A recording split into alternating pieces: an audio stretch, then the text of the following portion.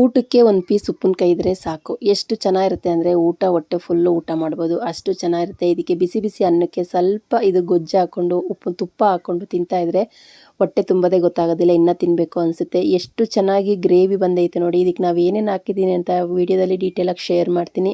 ಈ ಉಪ್ಪಿನಕಾಯಿನ ಆಂಧ್ರ ಸ್ಟೈಲಲ್ಲಿ ಹಾಕ್ಸಿರೋ ಅಂಥ ಮಾವಿನಕಾಯಿ ಉಪ್ಪಿನಕಾಯಿ ಎಷ್ಟು ಚೆನ್ನಾಗಿ ಬಂದಿತ್ತು ಅಂದರೆ ಸೂಪರಾಗಿ ಬಂದಿತ್ತು. ಇಲ್ಲಿ ನಾನು 2 ಥರ ಮಾವಿನಕಾಯಿನ ತೊಗೊಂಡಿದ್ದೀನಿ. ನೀಟಾಗಿ ತೊಳೆದಿದ್ದೀನಿ. ಇಲ್ಲಿ ಯಾಕೆ 2 ಥರ ಹಾಕಿದ್ದೀನಿ ಅಂತಂದರೆ ಕೀಳ್ಬೇಕಾದ್ರೆ ಈ ಥರ ಎಲ್ಲ ಒಡೆದೋಗಿತ್ತಲ್ಲ, ಅದನ್ನು ಸಪ್ರೇಟಾಗಿ ಹಾಕ್ಕೊಂಡಿದ್ದೀನಿ. ಚೆನ್ನಾಗಿರೋದನ್ನ ಸಪ್ರೇಟಾಗಿ ಹಾಕಿಟ್ಕೊಂಡಿದ್ದೀನಿ. ನೀಟಾಗಿ ತೊಳೆದು ಇದನ್ನು ನೀಟಾಗಿ ಬಟ್ಟೆಲಿ ಒರೆಸ್ಬೇಕಾಗುತ್ತೆ. ಸ್ವಲ್ಪನೂ ನೀರಿನ ಅಂಶ ಇರಬಾರ್ದು.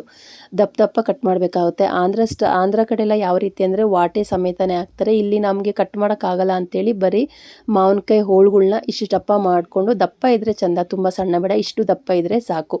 ಇದಕ್ಕೆ ಮಸಾಲೆ ಬಂದು ಒಂದು 2 ರಿಂದ 3 ಹಿಡಿಯಷ್ಟು ಉಪ್ಪನ್ನ ಪುಡಿ ಮಾಡಿ ಇಟ್ಕೊತಾ ಇದ್ದೀನಿ. ಇದಕ್ಕೆ ಒಣಮೆಣ್ಸಿನ್ಕಾಯಿನ 3 ಥರ ಹಾಕ್ಕೊಂಡಿದ್ದೀನಿ, ಖಾರಕ್ಕೆ ಮತ್ತು ಕಲ್ಲರ್ಗೆ, ಟೇಸ್ಟ್ಗೆ. 3ಕ್ಕೂ ನಾನು ಇದನ್ನು ಬಿಸಿಲಲ್ಲಿ ಚೆನ್ನಾಗಿ ಒಣಗಿಸಿದ್ದೀನಿ, ಯಾವುದೇ ರೀತಿ ಹುರಿದಿಲ್ಲ. ಈ ಒಣಮೆಣ್ಸಿನ್ಕಾಯಿನ ನೀಟಾಗಿ ಪೌಡ್ರ್ ಮಾಡ್ಕೊತಾ ಇದ್ದೀನಿ. ಮನೇಲೇ ಪೌಡ್ರ್ ಮಾಡಿ ಹಾಕೋದ್ರಿಂದ ಉಪ್ಪಿನಕಾಯಿ ತುಂಬ ಚೆನ್ನಾಗಿರುತ್ತೆ, ಬೇಗ ಹಾಳಾಗೋಗೋದಿಲ್ಲ ಅಂಥೇಳಿ ಮನೇಲೇ ಪುಡಿ ಮಾಡ್ಕೊತಾ ಇದ್ದೀವಿ.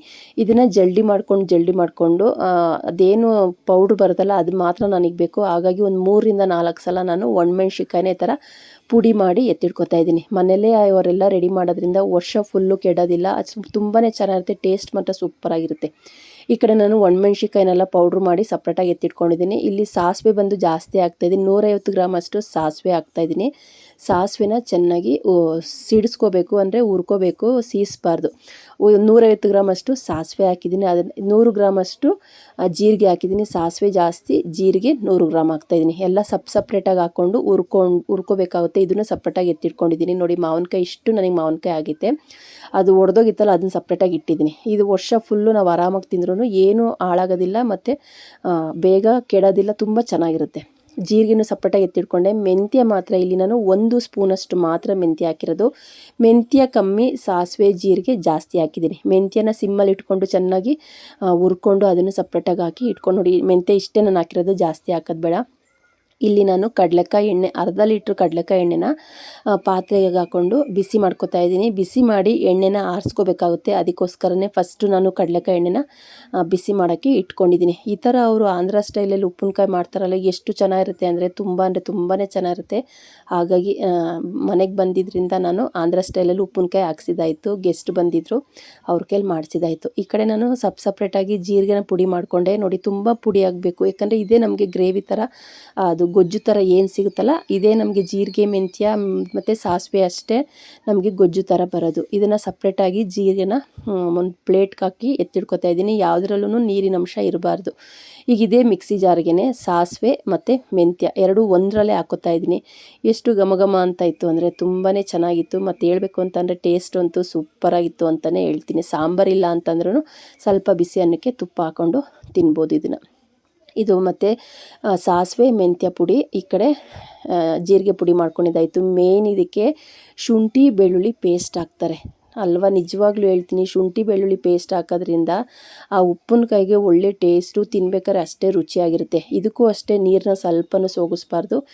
ಎಷ್ಟು ನೈಸ್ಗಾಗುತ್ತೋ ಅಷ್ಟು ನೈಸ್ಗೆ, ನೀರು ಹಾಕ್ತಿಲ್ದಂಗೆ ಪೇಸ್ಟ್ ಮಾಡ್ಕೋಬೇಕಾಗುತ್ತೆ. ನೋಡಿ, ಈ ಕಡೆ ಎಣ್ಣೆ ಕೂಡ ಕಾದಿತ್ತು. ಇದಕ್ಕೆ ನಾನು ಒಂದು ಅರ್ಧ ಸ್ಪೂನಷ್ಟು ಅರಿಶಿನ ಪುಡಿ ಹಾಕ್ತಾಯಿದ್ದೀನಿ. ಸ್ಟವ್ನ ನಾನು ಆಫ್ ಮಾಡಿಕೊಂಡು ಅರಿಶಿನ ಪುಡಿ ಹಾಕ್ತಾಯಿದ್ದೀನಿ, ಯಾಕಂದರೆ ಎಣ್ಣೆ ತುಂಬಾ ಬಿಸಿ ಮಾಡಬಾರ್ದು. ಇದು ಸ್ವಲ್ಪ ಎಣ್ಣೆ ಆರೈತಾ ಅಂತ ನೋಡಿದ್ವಿ, ಇನ್ನು ಸ್ವಲ್ಪ ಬಿಸಿ ಇತ್ತು. ಯಾಕಂದರೆ ಅವರು ಕೈಯಲ್ಲೇ ಕಲಿಸೋದ್ರಿಂದ ಎಣ್ಣೆ ಸ್ವಲ್ಪ ಉಗುರು ಬೆಚ್ಚಗಿರಬೇಕು. ಹಾಗಾಗಿ ಎಣ್ಣೆ ತಣ್ಣಗಾಗೈತಾ ಅಂತ ನೋಡ್ತಾ ಇದ್ದೀನಿ. ಈ ಕಡೆ ನೋಡಿ, ಎಣ್ಣೆ ಕೂಡ ತಣ್ಣಗಾಗಿತ್ತು. ಇವಾಗ ಮಿಕ್ಸ್ ಮಾಡ್ತಾಯಿದ್ದಾರೆ. ಫಸ್ಟು ಎಣ್ಣೆ ತಣ್ಣಗಾಗಿತ್ತಲ್ಲ, ಅದಕ್ಕೇ ಶುಂಠಿ ಬೆಳ್ಳುಳ್ಳಿ ಪೇಸ್ಟು, ಯಾವುದೇ ರೀತಿ ಶುಂಠಿ ಬೆಳ್ಳುಳ್ಳಿ ಪೇಸ್ಟ್ ಹಾಕಿ ಅವರು ಸ್ಟವ್ ಹಚ್ಚಿ ಉರಿಯೋದಿಲ್ಲ, ಹಂಗೆ ಡೈರೆಕ್ಟಾಗಿಯೇ ಹಾಕ್ತಾರೆ. ಶುಂಠಿ ಬೆಳ್ಳುಳ್ಳಿ ಪೇಸ್ಟ್ ಹಾಕಿದ್ದಾರೆ. 2 ಹಿಡಿಯಷ್ಟು ಉಪ್ಪು ಹಾಕ್ತಾಯಿದ್ದಾರೆ. ಜೀರಿಗೆ ಪುಡಿ ಒಂದು, ಇದಕ್ಕೆ ಸ್ವಲ್ಪ ಯಾಕೆ ಎತ್ತಿಕ್ಕಿದ್ದೀವಿ ಅಂದರೆ ಒಡೆದೋಗಿತ್ತಲ್ಲ ಮಾವಿನಕಾಯಿ, ಅದಕ್ಕೆ ಬೇಕು ಅಂತೇಳಿ ಸಪ್ರೇಟಾಗಿ ಎತ್ತಿಟ್ಕೊತಾ ಇದ್ದೀನಿ. ಸಾಸಿವೆ ಮತ್ತು ಮೆಂತ್ಯ ಪುಡಿನೇ ಜಾಸ್ತಿ ಹಾಕ್ತಾ ಇರೋದು. ಸಾಸಿವೆ ಜಾಸ್ತಿ, ಮೆಂತ್ಯ ಕಮ್ಮಿ. ಶುಂಠಿ ಬೆಳ್ಳುಳ್ಳಿ ಪೇಸ್ಟು, ಜೀರಿಗೆ ಪುಡಿ, ಸಾಸಿವೆ ಪುಡಿ ಇದನ್ನೆಲ್ಲ ಹಾಕ್ಕೊಂಡು ಕೈಯಲ್ಲೇ ಚೆನ್ನಾಗಿ ಮಿಕ್ಸ್ ಮಾಡಬೇಕು. ಯಾವುದೇ ರೀತಿ ಸ್ಟವ್ ಹಚ್ಚಿ ನಾವು ಇದನ್ನು ಫ್ರೈ ಮಾಡೋವಾಗಿಲ್ಲ. ಹಾಗೆ ಹಸಿದು ಶುಂಠಿ ಬೆಳ್ಳುಳ್ಳಿ ಪೇಸ್ಟ್ ಏನಿತ್ತಲ್ಲ ಅದನ್ನೇ ಡೈರೆಕ್ಟಾಗಿ ಹಾಕಿ ಕೈಯಲ್ಲಿ ಮಿಕ್ಸ್ ಮಾಡ್ತಾಯಿದ್ದಾರೆ. ಇದು ಬಂದು ಒಣಮೆಣ್ಸಿನ್ಕಾಯಿ ಪುಡಿ, ಖಾರಕ್ಕೆ ಎಷ್ಟು ಬೇಕೋ ಅಷ್ಟು ಒಣಮೆಣ್ಸಿನ್ಕಾಯಿ ಪುಡಿ ಹಾಕ್ಕೊಂಡು ನೋಡಿಕೊಂಡು ಹಾಕ್ಕೋಬೇಕಾಗುತ್ತೆ. ತುಂಬ ಖಾರ ಇದ್ದರೂ ಚೆನ್ನಾಗಿರೋದಿಲ್ಲ, ಸಪ್ಪೆ ಇದ್ದರೂ ಚೆನ್ನಾಗಿರೋದಿಲ್ಲ. ಇದನ್ನು ಚೆನ್ನಾಗಿ ಒಣಮೆಣ್ಸಿಕಾಯಿ, ಸಾಸಿವೆ ಪುಡಿ, ಜೀರಿಗೆ ಪುಡಿ ಎಲ್ಲ, ಶುಂಠಿ ಬೆಳ್ಳುಳ್ಳಿ ಪೇಸ್ಟು ಎಲ್ಲ ಹಾಕಿ ಕೈಯಲ್ಲಿ ಚೆನ್ನಾಗಿ ಮಿಕ್ಸ್ ಮಾಡ್ತಾಯಿದ್ದಾರೆ. ಇವಾಗ ಕಟ್ ಮಾಡಿ ಇಟ್ಕೊಂಡಂಥ ಮಾವಿನಕಾಯಿ ಎಷ್ಟು ಚೆನ್ನಾಗಿರುತ್ತೆ ಅಂದರೆ, ನಾವು ಹೇಳ್ತೀವಿ ಕೈ ಹಾಕಿದ್ರೆ ಬೂಸ್ಟ್ ಬರುತ್ತೆ, ಚೆನ್ನಾಗಿರಲ್ಲ ಅಂತ.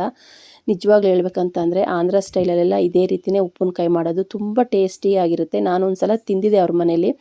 ಹಾಗಾಗಿ ಅವ್ರು ಬೆಂಗಳೂರಿಗೆ ಬಂದಿದ್ದರಿಂದ, ಸ್ವಂತ ರಿಲೇಷನ್ನೇ, ಅವರು ಬೆಂಗಳೂರಿಗೆ ಬಂದಿದ್ದರಿಂದ ಅವ್ರ ಕೈಲಿ ನಾನು ಇನ್ನೇನು ಹಾಕ್ಸ್ಕೊಳ್ಲಿಲ್ಲ. ಮಾವಿನಕಾಯಿ ಉಪ್ಪಿನಕಾಯಿ ಒಂದು ಚೆನ್ನಾಗಿ ಹಾಕ್ಸ್ಕೊಂಡೆ. ನೋಡಿ ಎಷ್ಟು ಗೊಜ್ಜು ಬಿಡ್ತೈತೆ ಅಂದರೆ, ಚೆನ್ನಾಗಿ ಮಿಕ್ಸ್ ಮಾಡಿ ಬರೀ ಒಂದು ರಾತ್ರಿ ಇದನ್ನು ಸಪ್ರೇಟಾಗಿ ಇಡಬೇಕು. ಎಷ್ಟು ಚೆನ್ನಾಗಿ ಎಣ್ಣೆ ಬಿಡುತ್ತೆ ಅಂದರೆ, ಉಪ್ಪು ಖಾರ ಎಲ್ಲ ಕರೆಕ್ಟಾಗಿ ಇದೆಯಾ ನೋಡು ಅಂತಂದ್ರೆ, ಸ್ವಲ್ಪ ಉಪ್ಪು ಕಮ್ಮಿ ಇದ್ದಿದ್ದರಿಂದ ಇನ್ನೊಂದು ಸ್ವಲ್ಪ ಉಪ್ಪು ಹಾಕ್ಕೊಂಡಿದ್ದಾಯಿತು. ಉಪ್ಪು ಹಾಕಿ ಮತ್ತೆ ಚೆನ್ನಾಗಿ ಮಿಕ್ಸ್ ಮಾಡಿ ಇದನ್ನು ಸಪ್ರೇಟಾಗಿ ಪ್ಲೇಟ್ ಮುಚ್ಚಿ ಒಂದು ಕಡೆ ಎತ್ತಿಕ್ಬಿಡ್ಬೇಕು.